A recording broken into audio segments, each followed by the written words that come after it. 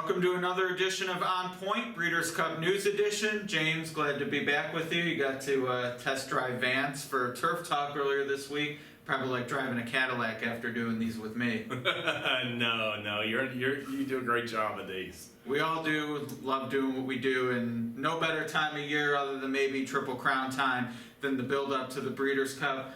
Prep season pretty much over at this point, and a lot of news already this week coming out of those preps. Or some horses didn't race, like Liam's Map, but he's going to the dirt mile.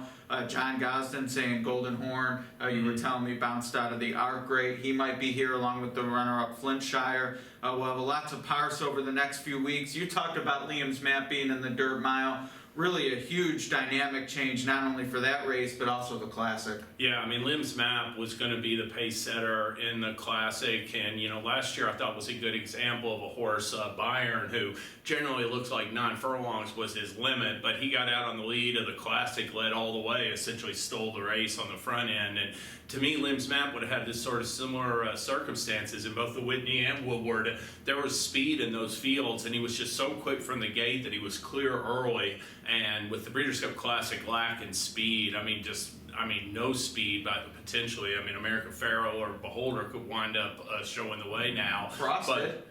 Your Smooth Roller or somebody like that. But to me, he could have been 5 lengths clear, in the early stages of that race, just going nice and easy, and would have had a chance. And it's a $5 million race compared to $1 million. Eclipse of War would have been in play. There was there was a lot of reasons to go for the Classic in my eyes, and if they feel he's more of a miler, so be it. But, that Saratoga track's a pretty deep track, and to win it 1 1/8 like he did, I would have given it a shot. Sure, I'm with you. It's tough. You'd say, well, he's a more likely winner of the dirt mile, and that's a Breeders' Cup race too, and they'd rather win than have a shot at the Classic. But, to me, look, he was between, in the Whitney, he was between Honor Code and Tonalist, who came back and won the Jockey Club Gold Cup for the second time. That was probably the race of the year, really, other than maybe Shared Belief in California Chrome, way back when.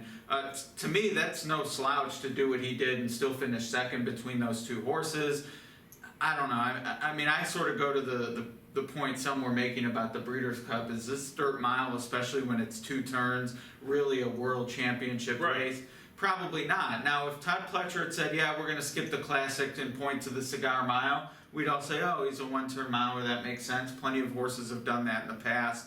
This, I don't know, it's just not exciting to have him pointing for the dirt mile. No, and when they started the dirt mile, they did not start it to take horses away from the Classic. Right. And that is exactly what's happening this year. You're taking a horse that's one of the top leading older horses in the nation.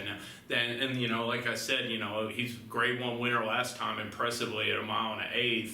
And Honor Code's never been 1 1/4. There's lots of horses that will be in the Classic field that have never won at 1 1/4. And I don't see why you wouldn't give him a chance, So yeah. No, championship on the line, and yeah. But it is a Grade 1 $1 million race, and from there maybe he does go to the Cigar Mile. But yeah, it would have been nice to see him in the Classic.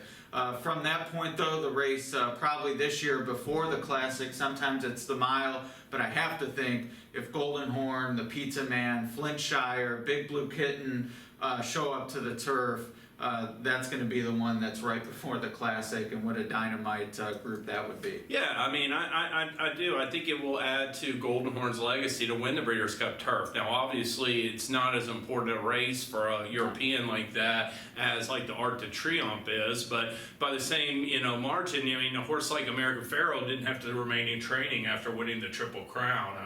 Winning at the Breeders' Cup race, is going to add to the legacy of American Pharaoh, would add to the legacy of Golden Horn. And it really makes for an exciting event, like you're saying. That race has been won by some horses like Conduit and Dangerous Midge and others that were not the upper level performers overseas. And it's great to have 2 horses of that caliber, Golden Horn and Flintshire, coming over. Well, incredibly, I mean, horses obviously have done very well, have competed in the ARC here in the Breeders' Cup. No one's actually completed the double. Right. I thought Dylan Thomas was going to do it, and whether it was the Bog or just English Channel was that good, or a combination of the two. Didn't get it done at Monmouth, but yeah, to me, yeah, this isn't a race on the level of the ARC, but you complete a double like that that's never been done when plenty of good horses have tried. That truly is something special. And somewhat related, the Twinspires Breeders' Cup Sprint, Vance has a piece that'll be out next week, but I mean, incredibly, only one horse has won the Vosburg and the Sprint, and that's Artax, who's a pretty good horse. So Right. to me, we talk about all these combinations of horses doing this, and oh, they won these 3 or 4 races, and I look at an ARC Turf double or a Vosburg Sprint double, and it's only been done once between those 4 races. That's pretty incredible. We could be in for a truly special Breeders' Yeah, and you mentioned like the turf having been run earlier on the Saturday program before, but this year having added appeal because of the depth of the race. And it's the same way with that Twinspires Sprint, in my eyes, with Rockfall, Private Zone, and Run Happy. I mean, you got 3 real exciting sprinters that are going to be in the field, and that should be one of the premier races of the day. Yeah, I would say if that ends up being the late pick 3 Sprint Turf Classic, you have the sort of original vibe. Those were 3 of the 7 original races,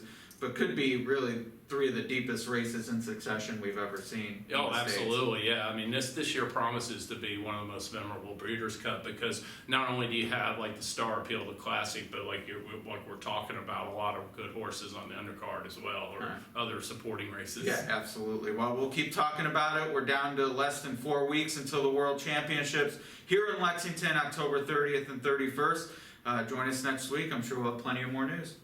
All right.